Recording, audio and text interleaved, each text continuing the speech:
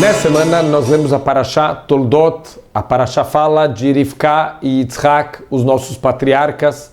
Depois de 20 anos casados, eles ainda não tinham filhos. Então eles começam a rezar muito para Deus, para mandar um filho para eles. E Deus escuta a tefilá que eles fazem. E a Rivka, finalmente, ela engravida. Mas está escrito que a Rivka começou a ficar muito preocupada porque o bebê se mexia muito. A grande pergunta é, para toda mulher que já ficou grávida, a gente sabe que o nenê, ele se mexe, é normal que o nenê se mexe durante o tempo de gestação. Então, por que a Rivka ficou tão preocupada? A resposta explica os nossos sábios que quando a Rivka passava por um centro de idolatria, o bebê se mexia. Quando ela passava pelo centro de estudos de Shem e Ever, os descendentes de Noah, que se conectavam com Deus, também o bebê se mexia. Então ela não entende como pode ser um bebê que se mexe para as idolatrias e o bebê que se mexe perto da casa de Deus. Então ela foi falar com o Shem, que era o grande profeta da época, e o Shem falou para ela uma profecia.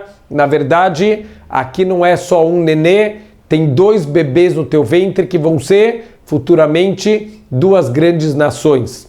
Depois disso, nascem o Yaakov e o Esav. O Yaakov vai ser uma pessoa boa, uma pessoa que se senta na tenda, quer dizer, uma pessoa que se dedica para o estudo da espiritualidade. E o Esav, ao contrário, um homem do campo, um homem da caça, que não só caçava animais, também caçava pessoas, quer dizer, enganava pessoas, fazia atos muito feios.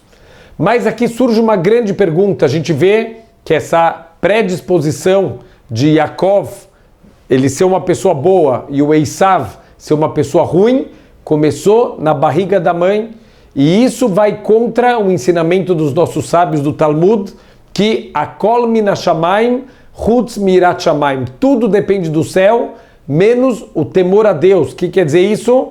Menos se a pessoa vai ser tzadik ou urachá, se ele vai ser uma pessoa boa ou uma pessoa malvada, isso depende do livre-arbítrio.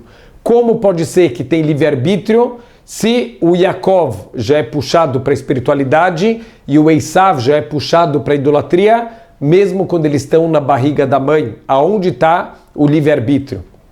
Então isso responde o Rav Zev Lev, que na verdade quando a gente tem traços de caráter, todos os traços de caráter, eles podem ser usados de forma positiva ou de forma negativa. Não tem nenhum traço de caráter que ele é absolutamente bom ou ruim. Mesmo os melhores traços de caráter, eles também têm um lado negativo, e mesmo os piores traços de caráter, eles também sempre têm um lado positivo. Isso quer dizer que o Esav, ele já tinha uma propensão, ele já estava sendo puxado para o lado das idolatrias, mas ele tinha o livre-arbítrio, ele tinha a força de, ao invés de servir as idolatrias, Deus deu para ele ferramentas para destruir as idolatrias. Infelizmente, o Esav, ele acabou não vencendo as inclinações ruins dele e acabou se tornando uma pessoa ruim. O Yaakov, ele tem um lado positivo, ele é puxado pela espiritualidade, mas ele podia ter deixado passar, ele podia ter se tornado uma pessoa preguiçosa, que não quer procurar o espiritual. O Yaakov conseguiu se esforçar e ele venceu, e ele conseguiu ir para a inclinação boa dele. Então isso quer dizer que todos os traços de caráter que Deus manda para a gente, eles são ferramentas para a gente usar para o nosso propósito espiritual aqui nesse mundo. Tem ferramentas mais fáceis, tem ferramentas mais difíceis, mas o ponto é a gente saber usar da maneira correta. Se todas as forças que Deus deu para a gente conseguir usar da maneira correta, com as pessoas corretas, no momento correto, com certeza essas forças Deus está mandando para a gente usar isso, para usar de uma maneira construtiva. Contam sobre uma indústria de calçado que eles querem expandir, eles querem começar a fazer exportações para a Índia. E eles mandam 2 representantes da empresa para ver como é o mercado de sapato na Índia. Depois de 1, 2 semanas que eles estão lá para conhecer um pouquinho da cultura local, um deles escreve: suspende o projeto, ninguém na Índia usa sapato. O outro escreveu no mesmo momento também uma carta falando quadruplica a produção. Aqui ainda ninguém usa sapato. A gente pode pegar a mesma situação e usar isso de maneira positiva ou de maneira negativa. Assim são com todos os traços de caráter. O Esav, ele poderia ter usado as ferramentas de Deus de uma maneira positiva e ele poderia ter se tornado o quarto patriarca do povo judeu. Infelizmente, ele foi vencido pelas inclinações dele e se transformou numa pessoa ruim e perdeu o potencial.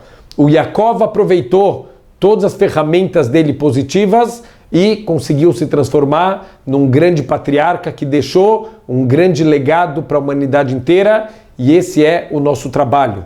Usar sempre todas as ferramentas, todas as qualidades e até as dificuldades que Deus deu para a gente, traços de caráter que normalmente podem ser traços de caráter negativos. A gente conseguiu usar isso de uma maneira positiva para cada um conseguir preencher o seu verdadeiro potencial. Shabbat Shalom.